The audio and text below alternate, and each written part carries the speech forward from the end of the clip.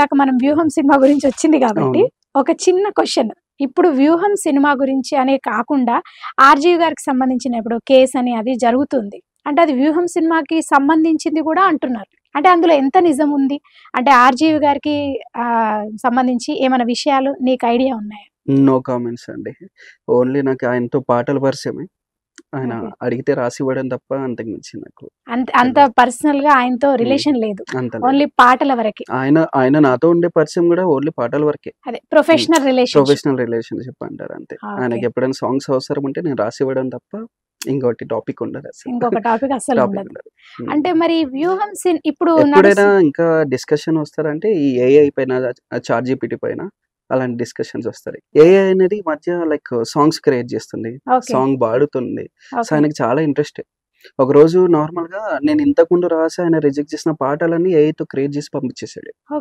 నేను అవన్నీ విని సరే ఎలా సార్ ఇప్పుడు ఎవరు మ్యూజిక్ చేశారు ఏంటి, ఏ సింగర్ పాడారు ఇంత అన్ని అటు ఇటు ఉన్నా కూడా అది పాడేసింది, ఎలా పాడారు ఎవరు వస్తారు అంటే మళ్ళీ కాల్ చేసాడు. ఎలా ఉంది రిక్కీ అన్నాడు. అంటే బాగున్నాయి సార్, ఎవరు మ్యూజిక్ డైరెక్టర్ అంటే ఇక్కడ నీకు జోక్ చెప్పను అన్నాడు. చెప్పండి సార్ జోక్ అన్న.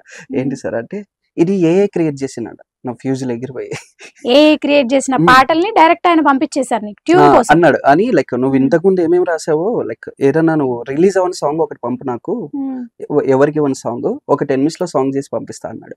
పంపించిన 5 నిమిషాలకే సాంగ్ పంపించాడు ట్యూన్ తో సహా. ఆ లిరిక్స్ పంపించా, అంటే ఏఐకి ఇచ్చేసి దానికి ప్రాంప్ట్ ఇచ్చేస్తే అది చేసేస్తుంది. తర్వాత ఆయన ఎక్స్ప్లెయిన్ చేశాడు. ఇందాకే కిరవాణి గారు కూడా వినిపించా ఎలా ఉన్నాయని. ఆయన అడిగారు ఎవరు మ్యూజిక్ డైరెక్టర్ అంటే ChatGPT అని చెప్పాడట.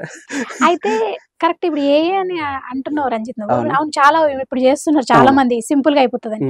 కానీ ఏలో మిస్టేక్ ఏం జరుగుతుందంటే లిరిక్స్ చాలా తప్పులు వస్తున్నాయంట. నేను దాంట్లో లిరిక్ రైటర్స్ అందరూ కంప్లైంట్ చేస్తున్నారు. అది దానికి ఒక రీజన్ ఉంది. ఎందుకంటే ఇప్పుడు ఏ అనేది లైక్ ప్రతి భాషని అది పర్ఫెక్ట్ గా చెప్పలేదు.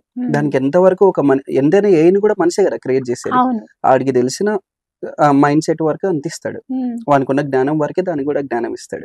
సో అంతే, కొన్ని పదాలు ఏఐ పలకలేదు.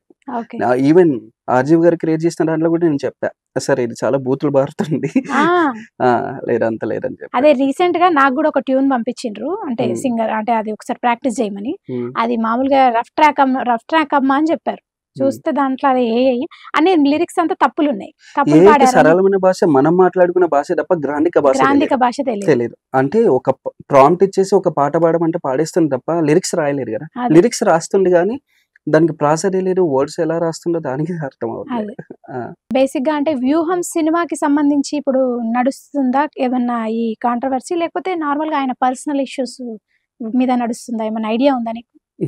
నాకు ఐడియా లేదు. అసలు వ్యూహం సినిమాకి సంబంధం లేదా? లేదు, సినిమాకి అసలు సంబంధం. వ్యూహం సినిమాలో అన్ని పాటలు నువ్వే రాసావా?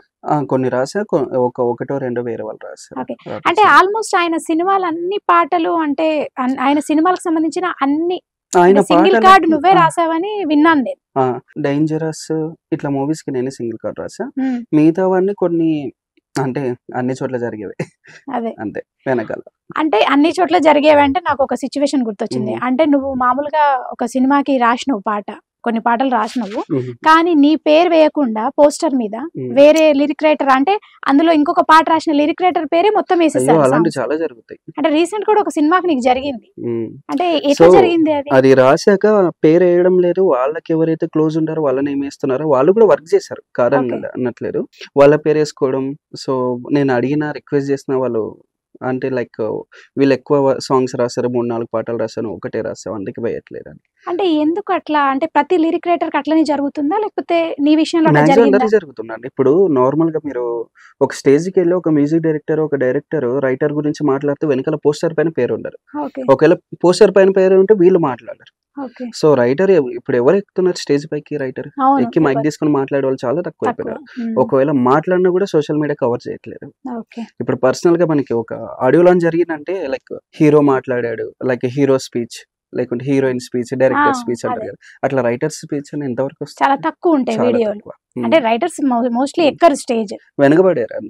అదే అంటే ఇందాక చెప్పినట్టు రైటర్స్, ఇప్పుడు రైటర్స్ అందరూ ప్రత్యేకమైన ఆదరణ దొరుకుతలేదు అని నువ్వు అంటున్నావు. అంటే ఒక రైటర్ ఇతనే ఈ పాట రాసిండని చాలా మందికి తెలుస్తలేదు.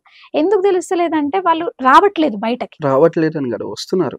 కానీ గుర్తించట్లేరు జనాలు అంతే. అంటే జనాలు గుర్తిస్తలేరు అంటే ఎట్లా, ఏ విధంగా? ఇప్పుడు ఇప్పుడు నువ్వు ఉన్నావు, మా ఆంధ్రప్రభ ఛానల్కి వచ్చినావు, ఇంటర్వ్యూ తీసుకుంటున్నాం, నువ్వు ఇప్పుడు ఇన్ని సినిమాలు రాసినావని ఈ వీడియో ద్వారా చాలా మందికి తెలుస్తుంది. అంటే తెలిసినా కూడా బయటికి వెళ్తే ఇప్పుడు ఈ ఈ రంజిత్ కుమార్ రిక్కీ అంటే ఈయనే ఈ పాటలు రాసిండు అనేది తెలియట్లేదు అంటావు నువ్వు, లిరిక్ రైటర్ ప్రమోషన్ అని కాదు.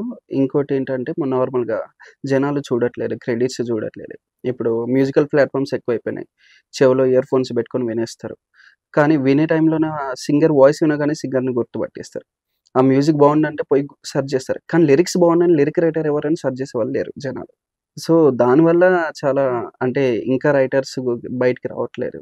అంటే ఈ ప్రాబ్లము లిరిక్స్ ప్రాబ్లం అంటావా? ఎందుకంటే అప్పట్లో ఇప్పుడు మామూలుగా వేటూరు గారిని తీసుకున్న, సిరివెన్నెల సీతారామ శాస్త్రి గారిని తీసుకున్న, వాళ్ళందరినీ వాళ్ళ పాటలు వినగానే ఇది వేటూరు గారి లిరిక్సా అంటే వాళ్ళకు ఒక స్పెషల్ అంటే ఒక క్రెడిట్ ఉండేది. వేటూరు గారు రాశారని వెంటనే లిరిక్స్ వినగానే గుర్తుపట్టే వాళ్ళం, ఆ పదాల అల్లికట్లు ఉండేది. మరి ఇప్పుడు అట్లా లేదా? అందరు లిరిక్ రైటర్స్ ఒకేలాగా రాస్తున్నారనా? ఈ డిఫరెన్స్ ఎందుకు వస్తుంది? ఒకేలాగా రాస్తున్నారు కానీ ప్రమోషన్ లేదు, ప్రాపర్ ప్రమోషన్ లేదు. ఇప్పుడు ఒక హీరో బయటికి వెళ్తే ఒక హీరో బయటకు వచ్చాడని కవర్ చేస్తున్నారు, కెమెరాస్ పట్టుకొని, సెల్ ఫోన్ లో వీడియోలు తీస్తున్నారు, మొబైల్ పట్టుకొని. లేదంటే ఒక డైరెక్టర్ బయటకు వచ్చాడంటే వీడియోలు తీయడం ఇలా జరుగుతున్నాయి. కానీ ఒక రైటర్ ఒక మంచి లైక్ ఇప్పటికి ఒక 2000 పాటలు రాసి ఒక మంచి స్థానంలో ఉన్న రైటర్స్ అంటే ప్రమోషన్స్ తక్కువైపోతున్నాయి రైటర్స్ కి. అంటే రైటర్స్ కి గుర్తింపు లేదు. అవును. అంటే రైటర్స్ కి సంబంధించి ఏమన్నా యూనియన్ లాంటిది ఉందా? రైటర్స్ సంబంధించి యూనియన్ ఉంది కానీ లిరిక్ రైటర్స్ కి యూనియన్ లేదు. మొత్తం రైటర్స్ కుంది, అంటే సినిమా అదే మొత్తం వస్తుంది. మరి అంటే మీ యూనియన్ లో ఏం డిస్కషన్స్ అవి ఏం రాలేదా? ఇట్లా మనకి గుర్తింపు రావాలంటే మరి లేదండి. ఇప్పుడు లైక్ ఈవెన్ రైటర్స్ ఇప్పుడు ఉన్న వాళ్ళు బిజీ ఉంటారు. సో వాళ్ళు ఎప్పుడైనా ఒక రైటర్ ఒక ప్రాజెక్ట్ వచ్చినంటే దానిపైన కూర్చోవాలి. అంటే ఆ మైండ్ సెట్ అక్కడి వరకు ఎప్పుడు వాళ్ళ మైండ్ సెట్ అంటే దానిపైన ఉంటుంది. సో మళ్ళీ బయటి ఆలోచించేంత ఓపిక సమయం వాళ్ళకు ఉండదు. ఎవరికైనా ఇప్పుడు మేమేనంటే ఇప్పుడు నాకు ఒక పాట వచ్చినట్టే ఖచ్చితంగా దానిపైనే నిమగ్నమై ఉంటా. బయటికి వెళ్ళి బయట ఏం జరుగుతున్నా నేను ఆలోచించే టైం ఉండదు కదా. అక్కడ ఆలోచిస్తే ఈ లిరిక్స్ పోతాయి కదా. అయితే నువ్వు అట్లా అంటే చాలా పాటలు రాసి ఉంటావు. ఇప్పుడు మనకి తెలుగు నుంచి అంటే తెలుగు పాటలే కాకుండా, డైరెక్ట్ పాటలు కాకుండా డబ్బింగ్ పాటలు కూడా రాయాల్సి వస్తుంది కొన్నిసార్లు. అంటే అట్లాంటి టైంలో ఎట్లాంటి ఇబ్బందులు ఎదుర్కొని ఉంటావు? డబ్బింగ్ పాటలు రాశారు రీసెంట్ గా ఒక మూవీకి సింగిల్ కార్డ్ రాసా. అంటే వాళ్ళు ఏమంటే అంటే వాళ్ళ లిపి వేరు, మన లిపి వేరు. అంటే ఏంది? Tamil movie? Kannada movie. Kannada movie తెలుగులో డబ్బు. అక్కడ ఏమైతుందంటే ప్రాసలు మిస్ అయితే పదాలు ఇరికించాల్సి వస్తుంది సమ్ టైమ్స్. లేదు మామూలుగా మన ఓన్ గా రాస్తామంటే వాళ్ళు ఒప్పుకోరు. అంటే దాని మీనింగ్ లేకపోయినా కొన్నిసార్లు పదాలు పెట్టాల్సి వస్తుందా? అడ్జస్ట్ చేయాల్సి వస్తుంది. సేమ్ అదే కావాలని అడుగుతారు. అదే కావాలన్నప్పుడు ఇబ్బంది అయిపోద్ది. సో నేను నార్మల్ గా కాన్సెప్ట్ చెప్పండి, మేము ఓన్ గా రాస్తాం, దానిపైన ట్యూన్ ఇవ్వండి చాలా అంటే అలా ఇవ్వరు. కానీ మీరు ఇరికించి రాస్తారేమో కరెక్టే, కానీ పాడేటప్పుడు మా సింగర్స్ కి ఎంత ఇబ్బంది అవుతుందో. ఇరికించడం అంటే అలా ఇరికించడం కాదు, ఇరికించడం అని కాదు. అంటే డబ్బింగ్ పాటలు పాడేటప్పుడు కూడా కష్టంగా ఉంటది. అవును. అది మామూలుగా లిరిక్ రైటర్ గా నీకు తెలిసి ఉంటది, ఎందుకంటే స్టూడియోలో పాడేటప్పుడు ఖచ్చితంగా లిరిక్ రైటర్ ఉంటాడు. ఒక సింగర్ పాడేటప్పుడు ఏ పదం కరెక్ట్ గా పలుకుతున్నారా లేదా అనేది ఖచ్చితంగా లిరిక్ రైటర్ ఉంటాడు పాడేటప్పుడు. కానీ అది పాడడం కూడా మాకు ఇబ్బంది అవుతుంది. అంటే ఏంది మరి? అంటే ఎందుకు వస్తుంది ఆ ప్రాబ్లం? ఆ ప్రాబ్లం ఎందుకు వస్తుందంటే వాళ్ళ భాష వేరు, మన భాష వేరు, వాళ్ళ ట్యూన్స్ వేరు. వాళ్ళు పంపగానే మనం ఇప్పుడు వాళ్ళకి ఒక పదంలోన ఒక సెంటెన్స్ పూర్తవుద్ది. మనకు అలా కాదు. మన సహజంగా ఉంటది చాలా. ఒకటి ఈవెన్ ఇప్పుడు రాముడు మంచి బాలుడు వేరు, రాముడు చాలా చాలా మంచి బాలుడు. ఇప్పుడు మనకి ఎట్లా అంటే పాటలకు వాళ్ళు స్టోరీ ఏమన్నా చెప్తారా దానికి లైన్, లేదంటే ఆ పాట విని మీరే రాసేసుకోవాలా డబ్బింగ్ పాటలు? లైన్ ఏం చెప్పారు, స్టార్టింగ్ ఒక అంటే సినిమా ఒక చిన్న కాన్సెప్ట్ చెప్తారు, ఆ సిచ్యువేషన్ చెప్తారు, జస్ట్ 2 minutes అంతా చెప్తారు అంతే. తర్వాత లిరిక్స్ విని మీరు తెలుగులో కన్వర్ట్ చేసుకొని ఒకసారి డైరెక్ట్ కన్వర్ట్ చేయమంటారా, లేకపోతే మీ తెలుగులో మీరు రాయండి అని ఫ్రీడమ్ ఇస్తారా? అలా ఇవ్వరు. ఫ్రీడమ్ మనం అడిగినప్పుడు కూడా వాళ్ళు ఒకవేళ మనం ఒక వర్షన్ రాసి వాళ్ళకి చెప్పకుండా రాసిస్తే నచ్చితే తీసుకుంటారు, లేదంటే మాకు అదే లైన్స్ కావాలని అడుగుతారు.